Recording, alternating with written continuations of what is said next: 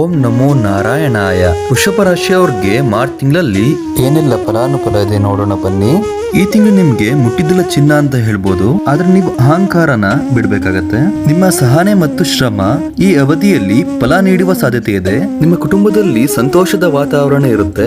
ನಿಮ್ಮ ದಾಂಪತ್ಯದಲ್ಲಿ ಕೂಡ ಸಣ್ಣ ಪುಟ್ಟ ಭಿನ್ನಾಭಿಪ್ರಾಯಗಳಿದ್ರೂ ಕೂಡ ಮಾತುಕತೆಯಿಂದ ಸಮಸ್ಯೆಗಳೆಲ್ಲ ನಿವಾರಣೆ ಆಗತ್ತೆ. ಈ ತಿಂಗಳು ನೀವು ಕೆಲಸದಲ್ಲೇ ಬ್ಯುಸಿ ಆಗಿರ್ತೀರಾ.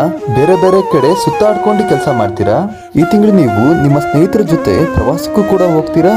ಮೋಜು ಮಸ್ತಿ ಕೂಡ ಮಾಡ್ತೀರಾ. ನಿಮ್ಮ ತಾಯಿಯ ಆರೋಗ್ಯದಲ್ಲಿ ಗಮನ ಹರಿಸಿ. ಕೆಲಸಕ್ಕೆ ಟ್ರೈ ಮಾಡ್ತಿರೋರ್ಗೆ ಈ ತಿಂಗಳು ಕೆಲಸ ಸಿಗೋ ಸಾಧ್ಯತೆ ಇದೆ.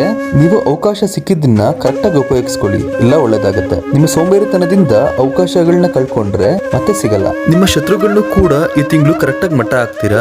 ನಿಮ್ಮ ಬಿಸ್ನೆಸ್ ಅಲ್ಲಿ ತುಂಬಾ ಏಳಿಗೆ ಆಗುತ್ತೆ. ಇಷ್ಟು ದಿನ ನಿಮ್ಗೆ ಜನರ ಕಣ್ದೃಷ್ಟಿ ಇರುತ್ತೆ. ಆದ್ರೆ ಈ ತಿಂಗಳು ನಿಮ್ಮ ಗ್ರಹಸ್ಥಿತಿ ಬಲವಾಗಿರೋದ್ರಿಂದ ಆ ಒಂದು ಕೆಟ್ಟು ಕಣ್ದೃಷ್ಟಿ ಎಲ್ಲ ಪರಿಹಾರಗಳಾಗತ್ತೆ. ಮದ್ವೆ ಆಗದಿದ್ದವ್ರಿಗೆ ಈ ತಿಂಗಳು ಮದ್ವೆ ಸಾಧ್ಯತೆ ಇದೆ. ಕೆಲ್ಸಕ್ಕೆ ಹೋಗುವಂತವ್ರು ನಿಮ್ಗೆ ಪಾರ್ಟ್ನರ್ಸ್ ಆಗಿ ಸಿಗ್ತಾರೆ. ನಿಮ್ಮ ಕೆಲಸದ ಸ್ಥಳಗಳಲ್ಲೇ ಹುಡುಗ ಅಥವಾ ಹುಡುಗಿ ಸಿಗೋ ಸಾಧ್ಯತೆ ಇದೆ. ಬೆಂಕಿಯಿಂದ ಹಾಗೂ ವಾಹನ ಓಡಿಸೋರು ಸ್ವಲ್ಪ ಎಚ್ಚರಿಕೆಯಿಂದ ಇರಿ. ಈ ತಿಂಗಳು ನಿಮ್ಮ ಟೈಮ್ ಚೆನ್ನಾಗಿದೆ ಅಂತ ಬೇರೆಯವ್ರ ಟೈಮ್ ನ ಹಾಳು ಮಾಡಕ್ ಹೋಗ್ಬೇಡಿ.